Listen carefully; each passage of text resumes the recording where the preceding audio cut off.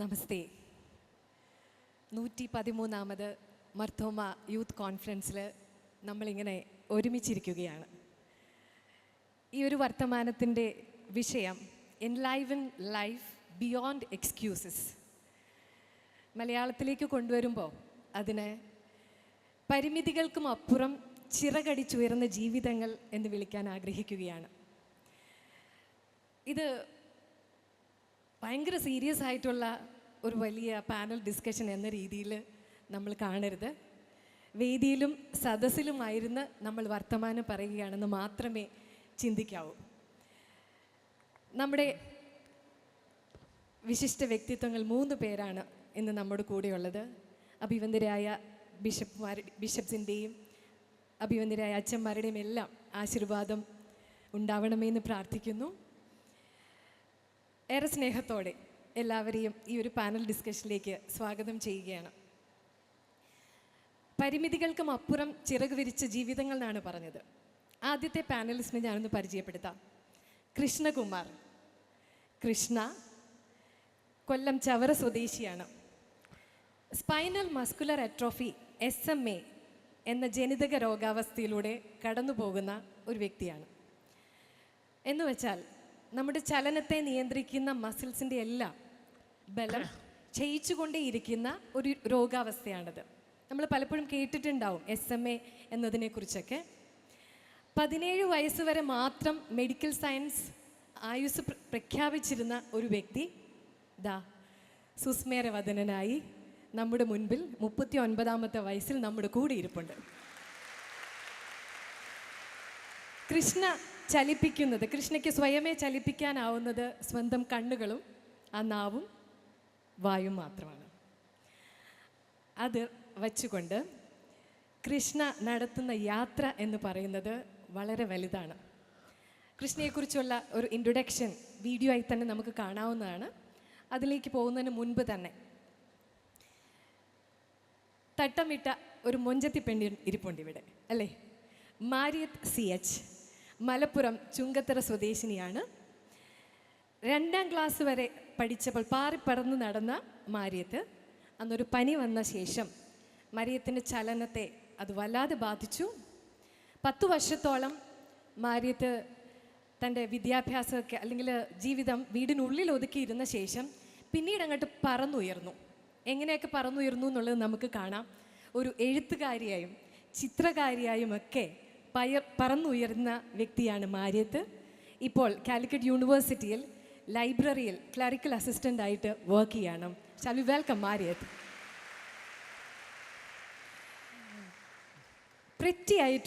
വളരെ പ്രിറ്റി ആയിട്ടുള്ള ഒരു പെൺകുട്ടി നമ്മുടെ കൂടെ ഇരിപ്പുണ്ട്. Pretty Abraham. പത്തനംതിട്ട കുമ്പളാംപൊയ്കയിൽ എന്ന് പറയുന്ന സ്ഥലത്ത് നിന്ന് വരുന്ന ആളാണ് പ്രിറ്റി. ജന്മനാ തന്നെ പ്രിറ്റിക്ക് കാഴ്ച പരിമിതിയുണ്ട്. എന്നാൽ ആ പരിമിതികളെയൊക്കെ മാറ്റിവെച്ചുകൊണ്ട് പഠനത്തിലും പാട്ടിലും വളരെ മികവാർന്ന പ്രകടനം കാഴ്ചവെക്കുന്ന പ്രിറ്റിയെ വളരെ സ്നേഹത്തോടെ സ്വാഗതം ചെയ്യുകയാണ്. അപ്പം നമ്മുടെ ഈ വർത്തമാനത്തിന് ഫോർമാലിറ്റികളല്ല, ഈ കയ്യടികളും ഈ പ്രോത്സാഹനങ്ങളും സ്നേഹപ്രകടനങ്ങളും ഉറപ്പായിട്ടും ഉണ്ടായിരിക്കണം. So shall we welcome the ones again. There is a speciality for this day for Priti. It's her birthday today. Shall we wish her? So can you join me? Happy birthday to you. Happy birthday to you. Why don't you sing? ഏറ്റവും അഭിമന്യനായ സെറാഫിൻ തിരുമേനിയെ പ്രിറ്റിയെ wish ചെയ്യാനായിട്ട് ആദരവോടെ ക്ഷണിക്കുകയാണ്. Shall we sing once again? Louder. Happy birthday to you. Happy birthday to you. Happy birthday dear Priti.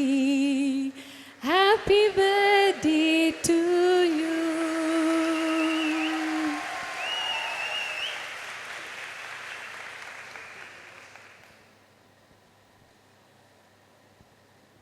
പ്രിറ്റിക്ക് എല്ലാവിധമായ ജന്മദിന ആശംസകളും അറിയിക്കുന്നു. Pretty ഒരു മാർത്തോമാക്കാരിയാണ്, കുമ്പളാംപുയ മാർത്തോമ ഇടവക്കാരിയാണ്. എല്ലാ ആശംസകളും അറിയിക്കുന്നു. നല്ല ഒരു പാട്ട് നമുക്ക് വേണ്ടി പാടി ദൈവം അനുഗ്രഹിക്കട്ടെ.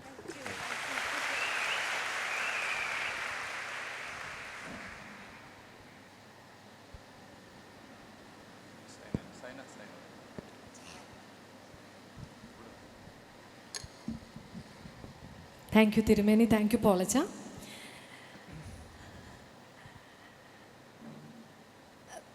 നമുക്ക് കൃഷ്ണയിൽ നിന്ന് തുടങ്ങാം. കൃഷ്ണ മൈൻഡ് ട്രസ്റ്റിൻ്റെ വൈസ് ചെയർമാനാണിപ്പോൾ. ഉഗ്രൻ ഒരു സ്റ്റോറി ടെല്ലർ കൂടിയാണ്. കൃഷ്ണ, എനിക്ക് ആദ്യം ചോദിക്കാനുള്ളത്, ഈ മൈൻഡ് ട്രസ്റ്റ് എന്താണ്? എങ്ങനെയാണ് കൃഷ്ണ മൈൻഡ് ട്രസ്റ്റിലേക്ക് എത്തിയത്? കൃഷ്ണയുടെ റോൾ എന്താണ്? ഇപ്പം എന്ത് ചെയ്യുന്നു? ഹാപ്പി ബർത്ത്ഡേ പ്രതി. ഇന്നിവിടെ പൃഥ്വിക്ക് ബർത്ത്ഡേ വിഷ് ചെയ്യുന്ന സമയത്ത് നാളെ മൈൻഡിൻ്റെ എത്രാമത്തെ ജന്മദിനമാണ്.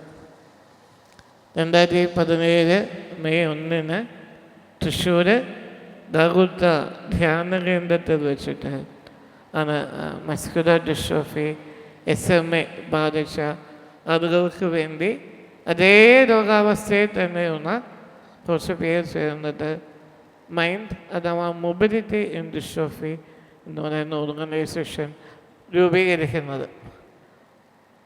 ഏകദേശം 75 പേര് ആയിരുന്നു സംഘടന തുടങ്ങുന്ന സമയത്ത് ഉണ്ടായിരുന്നത് എങ്കിൽ 8 വർഷത്തിന് ഇപ്പുറം ഏകദേശം 700-ന് മുകളിൽ ആളുകൾ ഇന്ന് മൈൻഡിൻ്റെ 5 ലക്ഷ്യങ്ങൾ 18 പ്രോജക്റ്റുകൾ അതിൻ്റെയൊക്കെ ഭാഗമായിട്ട് ജീവിതം മുൻപോട്ട് കൊണ്ടുപോകുന്നു. 2016 ഒരു വാട്സപ്പ് ഗ്രൂപ്പിലൂടെയാണ് മൈൻഡിൻ്റെ തുടക്കം ഉണ്ടാകുന്നത്. ഞാൻ എൻ്റെ ലൈഫിലൊരു വലിയ ട്രോമ കഴിഞ്ഞ ശേഷം, ട്രോമ എന്ന വാക്ക് ഇന്ന് വളരെ ക്ലീശയായിക്കൊണ്ടിരിക്കുകയാണ്. ശരിക്കും ട്രോമ എന്ന വാക്ക് എന്താണോ അർത്ഥമാക്കുന്നത് അതേ തീവ്രതയിൽ തന്നെ അത് അനുഭവിച്ച ഒരാളാണ്. ആ ട്രോമയിലൂടെ മുമ്പോട്ട് പോകുന്ന സമയത്താണ് ഞാൻ മൈൻഡിലേക്ക് വരുന്നത്. എൻ്റെ ജീവിതം എൻ്റെ വീടിൻ്റെ എൻ്റെ ബെഡ്റൂമിൻ്റെ 4 ചുവരുകൾക്കുള്ളിൽ കട്ടിലിൽ കിടന്ന് മുകളിൽ ഇതേപോലെ കറങ്ങുന്ന ഫാനിലേക്ക് നോക്കിക്കൊണ്ട് അവസാനിപ്പിക്കാൻ തീരുമാനിച്ച കൃഷ്ണകുമാറിനെ മത്തോമ സ്റ്റുഡൻറ് കോൺഫറൻസിൻ്റെ ലിവിങ് ലൈഫ് ബിയോണ്ട് എക്സ്ക്യൂസസ് എന്ന പ്രോഗ്രാമിൽ വന്നിരുന്ന് സംസാരിക്കുന്ന കുറ്റേറ്റനാക്കി മാറ്റിയത് മൈൻഡാണ്. പുഴുവായി ജീവിച്ചൊരുത്തനെ ചിത്തശലഭമാക്കി മാറ്റിയത് അതാണ് മൈൻഡ് എന്ന് പറയുന്നത്. എന്നെ സംബന്ധിച്ചിടത്തോളം എൻ്റെ ജീവനാണ്, എൻ്റെ പ്രാണനാണ്. ഞാൻ മൈൻഡിൻ്റെ വൈസ് ചെയർപേഴ്സണാണ്. ഞാൻ മുന്നേ സൂചിപ്പിച്ചതുപോലെ മൈൻഡിൻ്റെ ഭാരവാഹികൾ ഒന്നാവരും തന്നെ SMA അല്ലെങ്കിൽ മസ്കുലർ ഡിസ്ട്രോഫി രോഗാവസ്ഥയിൽ തന്നെയുള്ള മനുഷ്യന്മാരാണ്. മൈൻഡിനെ വളരെ ശക്തമായിട്ട് മുന്നോട്ട് കൊണ്ടുപോകുന്നൊരു വ്യക്തിയാണ് കൃഷ്ണ. പറഞ്ഞ് വിശ്വസിക്കില്ല, ഊണിലും ഉറക്കത്തിലും കൃഷ്ണ ഇങ്ങനെ കൊണ്ടു നടക്കുന്ന കുറേ സ്വപ്നങ്ങളുണ്ട്. ആ സ്വപ്നങ്ങൾക്ക് വേണ്ടി ഇങ്ങനെ പറന്ന് നടക്കുക എന്ന് പറയുന്ന യഥാർത്ഥത്തിൽ കഴിഞ്ഞ ഒരു 5 വർഷമായിട്ട് കൃഷ്ണയെ ഒബ്സർവ് ചെയ്യുന്നൊരു വ്യക്തി എന്ന രീതിയിൽ ഞാൻ കണ്ടിട്ടുണ്ട്. മാരിയത്തിലേക്ക് ഞാൻ വരികയാണ്. 2ാം ക്ലാസ്സിൽ പഠിച്ചപ്പോൾ മാരിയത്തിൻ്റെ ചലനം വളരെ റെസ്ട്രിക്റ്റഡായി. ചലനം നെഞ്ചിന് താഴേക്ക് നഷ്ടപ്പെട്ടു. ഒരു പനി ബാധിച്ചതാണ്. ഒരു 10 വർഷം വീടിനുള്ളിൽ കഴിഞ്ഞുകൂടി. പിന്നീട് അങ്ങോട്ട് ആ വീടിനുള്ളിലിരുന്ന മാരിയത്തായിരുന്നില്ല. എങ്ങനെയാണ് ഇപ്പം കൃഷ്ണ പറഞ്ഞതുപോലെ ഇങ്ങനെ പ്യൂപ്പയായിട്ട് അവിടെ ഇരിക്കുകയായിരുന്നു? എങ്ങനെയാണ് ഈ ചിത്രശലഭമായത്? 10 വർഷത്തിന് ശേഷം എഴുത്തുകാരി കാലം മായ്ച്ച കാൽപ്പാടുകൾ എന്ന് പറഞ്ഞ പുസ്തകം ഇറക്കി. പിന്നെ ജോലിയൊക്കെ നേടി നല്ലതായിട്ട് പടം വരയ്ക്കുന്നുണ്ട്, ചിത്രകാരിയാണ്. എങ്ങനെയാണ് മാരിയത്ത്? ഒന്ന് പറയൂ.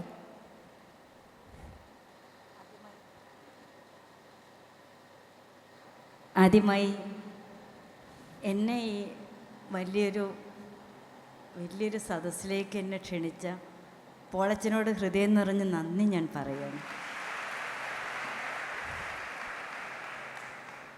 ഒരു വ്യക്തിക്ക് അല്ലെങ്കിൽ ഒന്നിനും കഴിയില്ല എന്ന് പറയുന്ന ഒരാൾക്ക് പലപ്പോഴും കിട്ടാവുന്നത് ഏറ്റവും ഇതുപോലുള്ള പരിഗണനയാണ്. ഈ പരിഗണന തന്നെയാണ് നമ്മളെയൊക്കെ മുന്നോട്ട് കൊണ്ടുവരുന്നത്. കവിത മേഡം പറഞ്ഞ പോലെ ഇങ്ങനൊരു വേദിയിൽ എനിക്ക് സംസാരിക്കാനുള്ളത്, എനിക്ക് എന്താണ് പറയാനുള്ളത് എന്നുള്ളത് എനിക്കറിയില്ല. ഞാൻ ആകെ ശരിക്കും തരിച്ചിരിക്കുകയാണ് ഇത്രയും ആളുകളുടെ മുന്നിൽ, ഈ പ്രിയപ്പെട്ട അച്ഛന്മാരുടെ മുന്നിൽ, തിരുമേനിയുടെ മുന്നിൽ, പ്രിയപ്പെട്ട എൻ്റെ പോളച്ചന് മുന്നിൽ, കവിത മേഡത്തിന് മുന്നിൽ, പ്രിറ്റിയുടെ മുന്നിൽ, കണ്ണൻ്റെ മുന്നിൽ. കുട്ടേട്ടൻ ഞാൻ കണ്ണെന്നാണ് വിളിക്കുന്നത്, അച്ഛൻ കണ്ണനെന്ന് വിളിച്ചിട്ടാണ് എന്നെ പരിചയപ്പെടുത്താറുള്ളത്. അങ്ങനെ കണ്ണൻ്റെ മുന്നിൽ ഞാൻ ഇവിടെ നിലമ്പൂരിൽ നിന്ന് എൻ്റെ ജ്യേഷ്ഠത്തിയുടെ മക്കൾ എന്നെ കാലിക്കറ്റ് യൂണിവേഴ്സിറ്റിയിൽ വർക്ക് ചെയ്യുന്ന എന്നെ അവിടെ നിന്ന് ഇവിടെ കോഴിക്കോട് നിന്ന് ഇവിടെ തിരുവല്ലയിൽ ഞാൻ ആദ്യമായിട്ട് വരികയാണ്. ഞാൻ ഇവിടെ വരുമ്പോഴൊക്കെ ഇത്രയും ആളുകളെ എന്നെ കാണാനും കേൾക്കാനും ഇരിക്കുന്നു എന്ന് പറയുന്നതിനേക്കാൾ വലിയ സന്തോഷം എനിക്കില്ല. ഒരുപാട് നന്ദി, ഒരുപാട് സന്തോഷം. ഞാൻ കവിത മേഡം പറഞ്ഞതിലേക്ക് വരാം. രണ്ടാം ക്ലാസ്സിൽ പഠിക്കുന്ന സമയത്ത് ഒരു 6 വയസ്സുകാരിക്ക് പെട്ടെന്നൊരു ദിവസത്തെ പനി വന്ന് തളർന്നപ്പോൾ അതിൻ്റെ ഭവിഷ്യത്തുകളെക്കുറിച്ചൊന്നും അറിയില്ല. ഞാൻ അതിൻ്റെ മുന്നേ ഒരു അസുഖക്കാരിയല്ല, അതിന് ശേഷം ഞാനൊരു അസുഖക്കാരിയല്ല. അത് ഞാൻ തിരിച്ചറിഞ്ഞത് കവിത മേഡം പറഞ്ഞതുപോലെ 10 വർഷങ്ങൾക്ക് ശേഷമാണ്. അതുപോലെ അത്രയും 10 വർഷം ഞാൻ വീട്ടിൻ്റെ ഉള്ളിൽ മാത്രമല്ല, ഞാൻ ആശുപത്രികളിലായിരുന്നു ഉണ്ടായിരുന്നത്. 2ാം ക്ലാസ്സിൽ പഠിക്കുന്ന ഒരു ദിവസം, ആ ഒരു വെക്കേഷൻ്റെ കാലയളവിലാണ് എനിക്ക് ഒരു ദിവസത്തെ പനി വന്ന് എൻ്റെ കാലുകൾ തളരുന്നത്. പിന്നെ എൻ്റെ ലോകം ആശുപത്രികളായിരുന്നു. ഓരോ ആശുപത്രികളും മാറി കൊണ്ടുപോയിരുന്നത്, എവിടെ കൊണ്ടുപോയി ചികിത്സിച്ചാൽ അസുഖം മാറുമെന്നുള്ളൊരു കാഴ്ചപ്പാടോടുകൂടി എൻ്റെ വീട്ടുകാരെന്നെ പല ആശുപത്രികളും കൊണ്ടുപോയപ്പോൾ എനിക്ക് നഷ്ടമായത് എൻ്റെ വിദ്യാഭ്യാസമായിരുന്നു, എൻ്റെ ബാല്യമായിരുന്നു, എൻ്റെ കുട്ടിക്കാലമായിരുന്നു, എൻ്റെ കൗമാരമായിരുന്നു, എൻ്റെ ജീവിതത്തിലെല്ലാം ആയിരുന്നു. ആ നഷ്ടങ്ങളിൽ നിന്നും, ആ വേദനകളിൽ നിന്നും, ആ നിരാശകളിൽ നിന്നും, ആ വാശിയും സങ്കടവും എന്നെ ഒന്നിനും കഴിയില്ല എന്ന് അലട്ടി ജീവിതം. ഇപ്പോൾ കണ്ണൻ നേരത്തെ പറഞ്ഞതുപോലെ എന്തിനാണ് എനിക്ക് പടച്ചവൻ ഇങ്ങനെ ഒരു ജീവിതം തന്നത് എന്ന് ഞാൻ പലവട്ടം കരഞ്ഞും നിരാശപ്പെട്ടും എൻ്റെ 10 വർഷം ഞാൻ ഒരുപാട് അനുഭവിച്ചിട്ടുണ്ട്. വെറും കിടപ്പിലായി പോയ ഒരാൾക്ക് മൂത്രം പോകുന്നതും മലം പോകുന്നതും തിരിച്ചറിയാതെ വെറും കിടപ്പിലായി വെറും ബെഡ് സോറ് വന്ന് കിടക്കുന്ന ആളിൽ നിന്ന് നിങ്ങളിപ്പോൾ കാണുന്ന മാര്യത്തിലേക്ക് എത്തിയെങ്കിൽ എന്നെ സ്നേഹിക്കുന്ന എൻ്റെ വീട്ടുകാരുടെയും എന്നെ സ്നേഹിക്കുന്ന, എൻ്റെ സപ്പോർട്ട് ചെയ്യുന്ന എൻ്റെ കൂട്ടുകാരുടെയും എന്നെ സപ്പോർട്ട് ചെയ്ത ഒരുപാട് ആളുകളുടെ പ്രോത്സാഹനം കൊണ്ട് തന്നെയാണ് ഞാൻ മുന്നോട്ട് വന്നിട്ടുള്ളത്. ഒരു വൈകല്യത്തിൽ നമുക്കൊന്നിനും പറ്റില്ല, ഒന്നിനും കഴിയില്ല എന്നാണ് സമൂഹത്തിനെ നമ്മൾ കാണുന്നത്. ഒന്നിനും കഴിയാത്ത ഒരാളായിട്ട്, ഒരു കിടപ്പിലായ ഒരാളായിട്ട്. ആ ഒന്നിനും കഴിയില്ല എന്നത് ഞാൻ തിരിച്ചറിഞ്ഞത്, എനിക്കൊന്നിനും കഴിയില്ല എന്നുള്ളത് സത്യം തന്നെയാണ്. പക്ഷെ ഞാൻ പല ആശുപത്രികളിലും പോയപ്പോൾ അവിടെ ഞാൻ കണ്ട കാഴ്ചകളിൽ നിന്നും ഞാൻ മനസ്സിലാക്കിയത്, പടച്ചോനെ എനിക്ക് എൻ്റെ നെഞ്ചിന് താഴെയാണ് എനിക്ക് തളർച്ച തന്നിട്ടുള്ളത്. പക്ഷെ അതിനേക്കാൾ പ്രയാസം അനുഭവിക്കുന്ന ആളുകൾ ഏറ്റവും മനോഹരമായി ജീവിക്കുന്നുണ്ട്. കഴുത്തിന് താഴെ തളർന്നവർ ജീവിക്കുന്നുണ്ട്, കഴുത്തിന് താഴെ ഒന്നിനും പറ്റാത്തവർ ജീവിക്കുന്നുണ്ട്, അത് മനോഹരമായി ജീവിക്കുന്നുണ്ട്. അപ്പോൾ എനിക്ക് എൻ്റെ കൈകൾക്ക് രണ്ടിനും ആരോഗ്യം തന്നിട്ടുണ്ടല്ലോ എന്ന തിരിച്ചറിവിൽ നിന്നാണ് ആദ്യം ഞാൻ ചികിത്സ നിർത്തിവെച്ചു. പിന്നെ ഞാൻ പഠിക്കണം എന്ന് ആഗ്രഹിക്കുകയാണ്. അങ്ങനെ എന്നെ കാണാൻ വന്നിരുന്ന ഒരു കുഞ്ഞമ്മ ടീച്ചർ ഉണ്ടായിരുന്നു. എല്ലാവരും നമ്മളെ കാണാൻ വരുന്നത് ഒരു സുഖമില്ലാത്തൊരു കുട്ടിയെ കാണാൻ വരുന്നതായിട്ടാണ്. ഒന്നിനും കഴിയില്ലല്ലോ, നമ്മളൊക്കെ കാണുന്നത് അങ്ങനെയാണ്. സുഖമില്ലാത്ത ഒരാൾ, പറയുന്നതും കേൾക്കുന്നതും സുഖമില്ലാത്ത കുട്ടി. അപ്പം ഞാൻ മനസ്സിലാക്കിയത് എനിക്കൊരു അസുഖമല്ല, ഇതൊരവസ്ഥയാണ്. ഈ ഒരു അവസ്ഥയാണ് എന്ന് തിരിച്ചറിഞ്ഞതിന് ശേഷമാണ് ഞാൻ ജീവിക്കാൻ തുടങ്ങുന്നത്, ഞാൻ ചിരിക്കാൻ തുടങ്ങുന്നത്. ആ ചിരിയിൽ നിന്നാണ് എന്നെ കാണാൻ വരുന്ന സുഹൃത്തുക്കളും എന്നെ കാണാൻ വരുന്ന ആളുകളിൽ നിന്നും കിട്ടുന്ന പ്രോത്സാഹനവും സപ്പോർട്ടും എനിക്ക് ഏറ്റവും ഗുണകരമായിട്ടുള്ളത്. അങ്ങനെ ഈ കുഞ്ഞമ്മ ടീച്ചർ വന്നതിന് ശേഷമാണ് എനിക്ക് പഠിക്കാനുള്ള സൗകര്യം തരുന്നത്. ഞങ്ങൾ വീടിനടുത്തുള്ള ടീച്ചർ എന്നെ പഠിപ്പിക്കുന്ന ഒന്നുമല്ല. ടീച്ചർ ഞാൻ വീടിൻ്റെ മുറ്റത്തിരിക്കുന്നത് കണ്ടിട്ട് അവർ കുറച്ച് കുട്ടികളൊക്കെ, ഞങ്ങൾ വീടിൻ്റെ മുന്നിൽ ഒരു ഗ്രൗണ്ട് ഉണ്ട്, ആ ഗ്രൗണ്ടിൽ കുട്ടികൾ സ്പോർട്സിന് വേണ്ടി വന്നപ്പോഴും ഞാൻ അങ്ങനെ ഒരു കസേരയിൽ ഇരിക്കുന്നത് കണ്ട്, ഞാൻ ചുരുക്കി പറയാം, അങ്ങനെ ഇരിക്കുന്ന എന്നെ കണ്ട് ടീച്ചർ എന്നെ കാണാൻ വരുന്നു. ആ കാഴ്ചയിൽ എന്നെ വന്ന് അതെനിക്ക് കിട്ടിയ ആ ഒരു കാഴ്ച, ഒരു സന്ദർശനം മാത്രമായിട്ടായിരുന്നില്ല ഒതുങ്ങിയിരുന്നത്. ടീച്ചർ പിന്നെ എല്ലാ ആഴ്ചകളിലും എന്നെ കാണാൻ വരും. ടീച്ചറെ മകളെ കൂട്ടി വരും, ടീച്ചർക്ക് പരിചയമുള്ള ആളുകളെ കൂട്ടി വരും. ഇങ്ങനെ ഒരുപാട് ബന്ധങ്ങൾ എനിക്ക് വളർത്തിക്കൊണ്ടുവന്നു. ഞാൻ കണ്ട ആളുകളിൽ നിന്നും എനിക്ക് കിട്ടിയ മറ്റുള്ള കാഴ്ചപ്പാടിൽ നിന്നും ഏറെ ഒരു അനുഭവമായിരുന്നു എനിക്കതിലൂടെ ഉണ്ടായിരുന്നത്.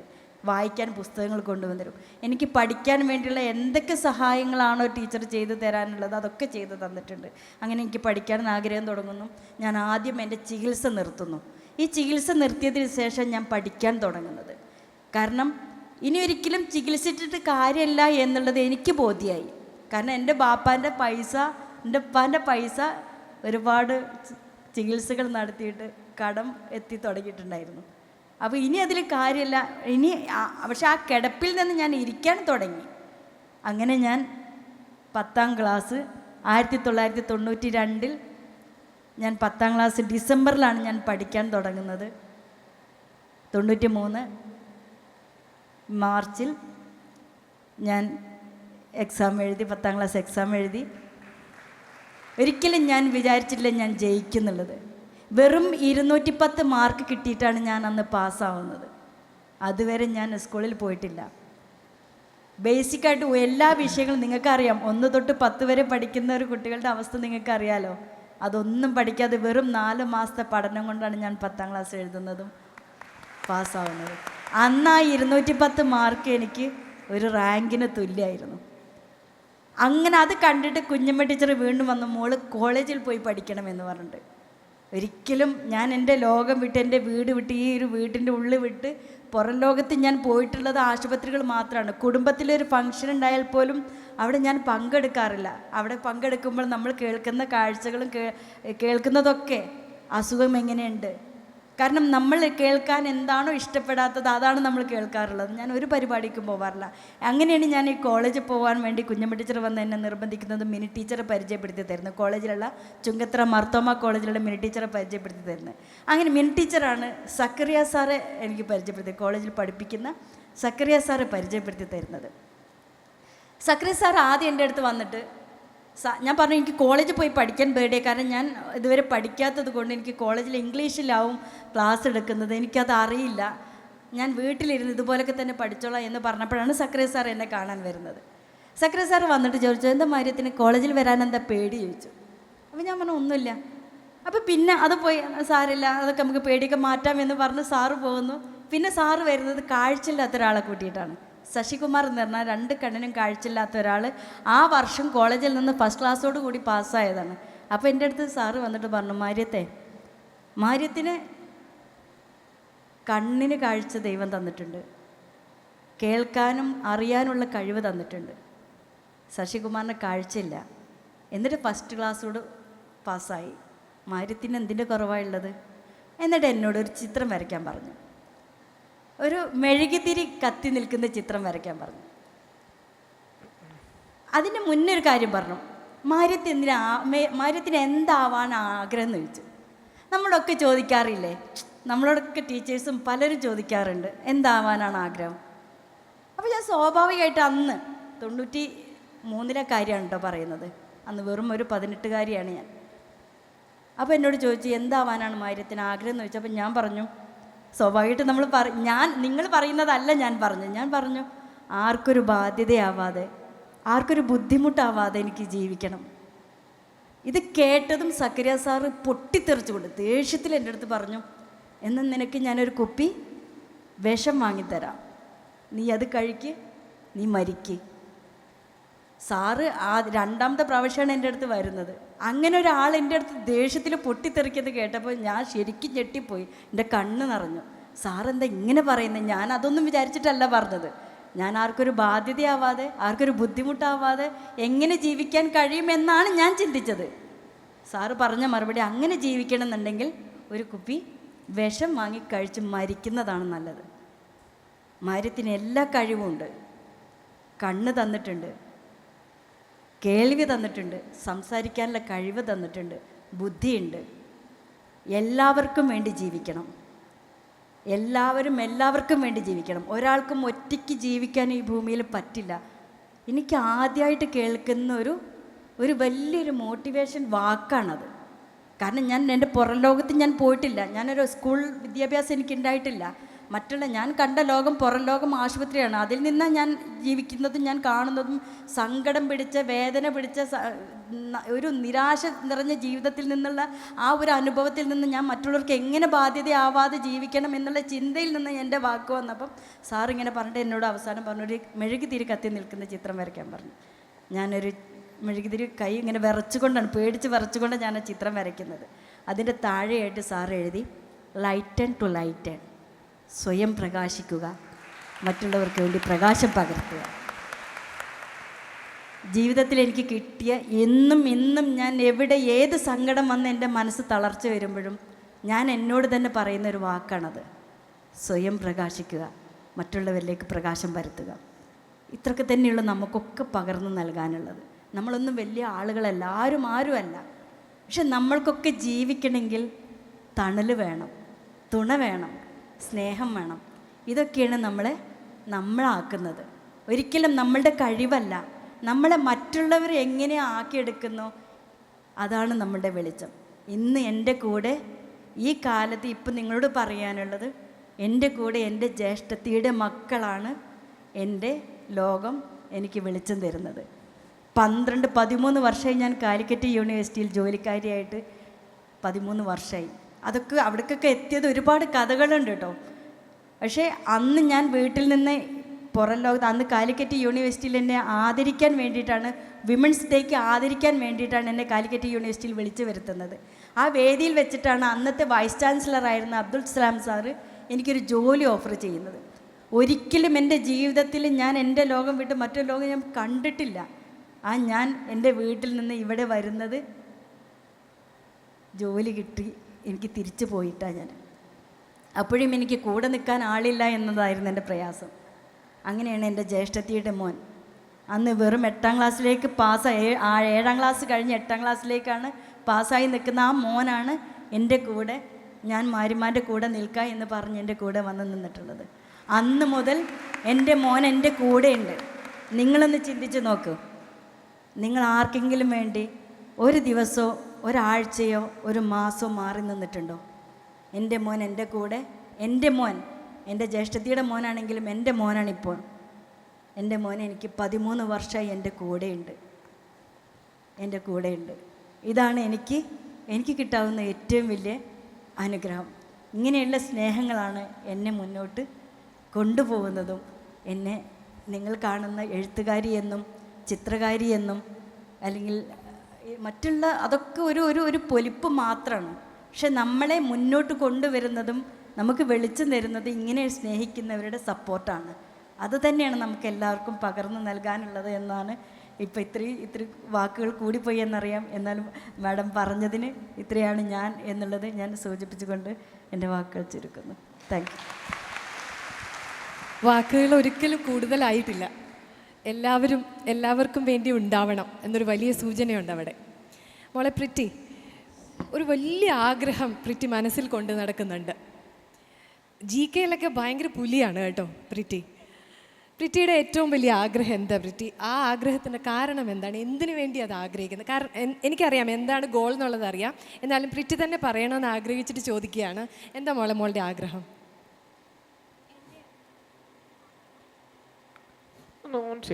എൻ്റെ ആഗ്രഹം എന്ന് പറയുന്നത് ഒരു സിവിൽ സർവൻ്റ് ആവുക എന്നാണ് ആഗ്രഹം. ഞാൻ കുഞ്ഞിലെ തൊട്ടേ ഒരു 9ാം ക്ലാസ് തൊട്ട് കുറേ മോക്ക് ഇൻ്റർവ്യൂസൊക്കെ മമ്മി ഇരുന്ന് കേൾപ്പിക്കും. അപ്പോൾ അങ്ങനെയാണ് എന്നിലേക്ക് ഈ ആഗ്രഹം വരുന്നത്. പക്ഷെ ഞാൻ ആരോടൊന്നും പറഞ്ഞില്ല, മനസ്സിലിങ്ങനെ വെച്ചു. പക്ഷേ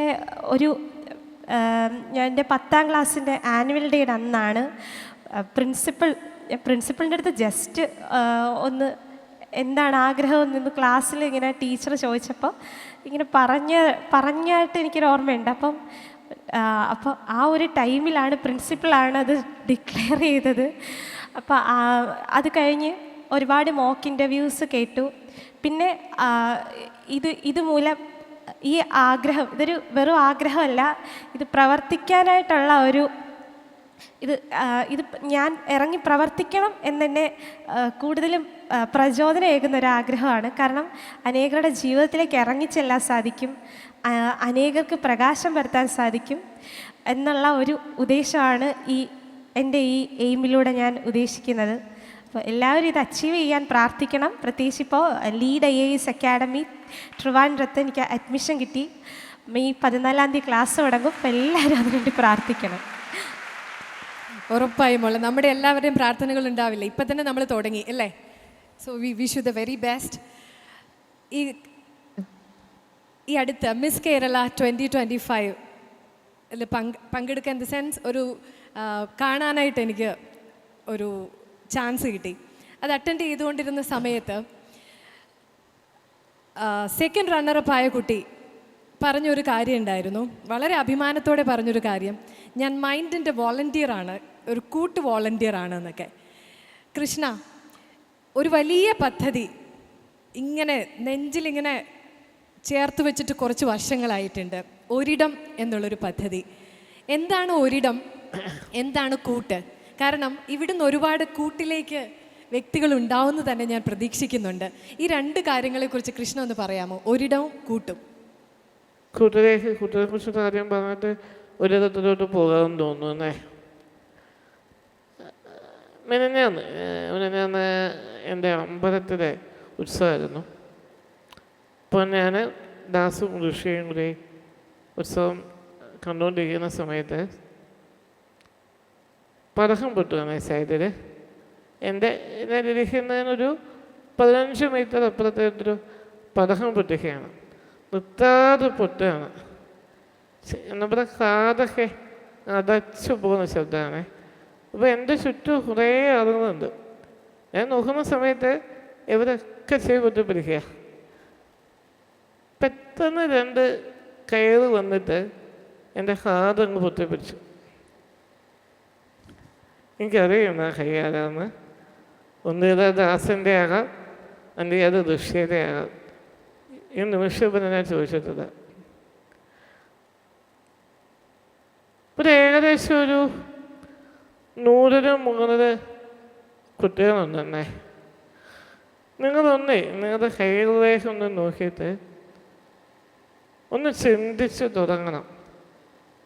എൻ്റെ കൈകൾ കൊണ്ട് എത്ര കാതുകളെ ഇതേപോലെ പൊത്തിപ്പിടിക്കാൻ കഴിയുന്നുണ്ട് എന്ന്. അവർക്ക് 2 പേർക്കും ചെവികളുണ്ട്. അവരുടെ ചെവികൾ പൊത്താനല്ല ശ്രമിച്ചത്. ചലിക്കാത്ത എൻ്റെ കൈകൾക്ക് പകരം അവരുടെ കൈകളായി മാറുകയാണ് ചെയ്തത്. ടീച്ചറെ 200 ആളുകളുണ്ട് മൈൻഡിൽ.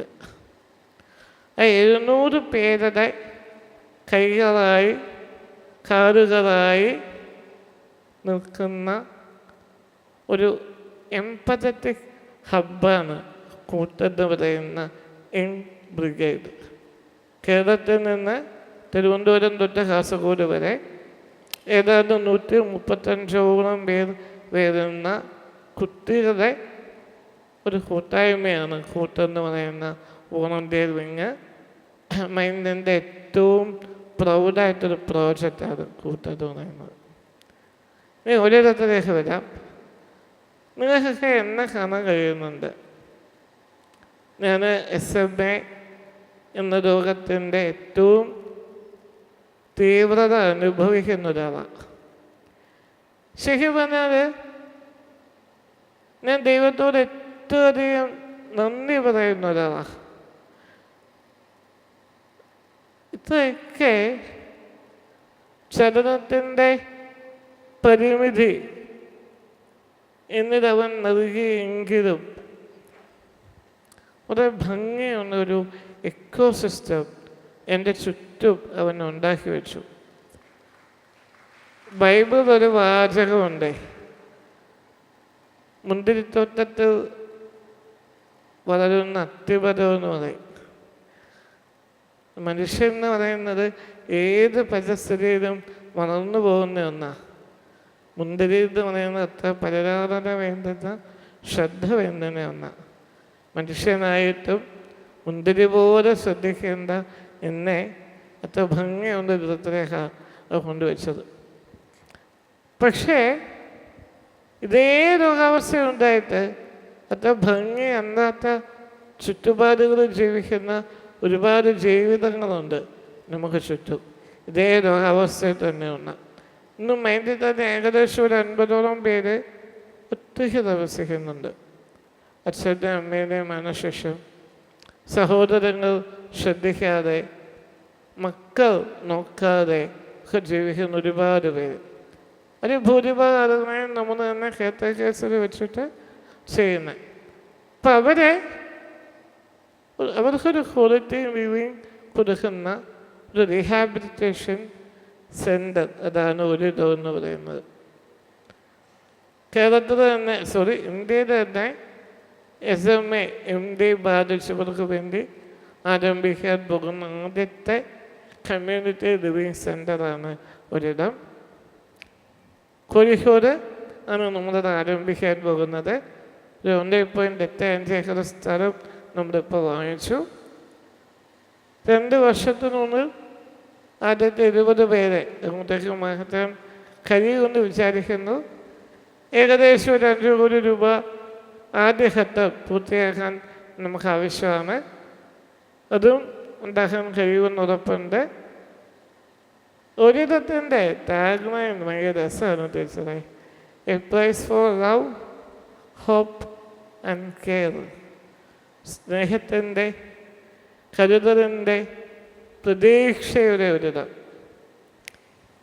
ജീവിതത്തിൽ സ്നേഹം നഷ്ടമായ, പ്രതീക്ഷ നഷ്ടമായ, കരുതലുണ്ട് എന്നറിയാൻ കഴിയാതിരിക്കുന്ന ഒരു പറ്റ മനുഷ്യന്മാരെ ഇത് മൂന്നിലേക്ക് കൊണ്ടുപോകുന്ന ഒരു ദേവാലയം. അതാണ് ഒരിടം, ഏറ്റവും ചുരുക്കത്തിൽ പറയാം. യെസ്, ഒരിടം എന്നുള്ള ഒരു വലിയ പ്രൊജക്റ്റിനോട് നമ്മുടെയൊക്കെയും എന്തെങ്കിലും ചെറിയ എഫർട്ടുകളൊക്കെ നമുക്ക് ചേർത്ത് വയ്ക്കാൻ സാധിക്കുമെന്ന് തോന്നുന്നു.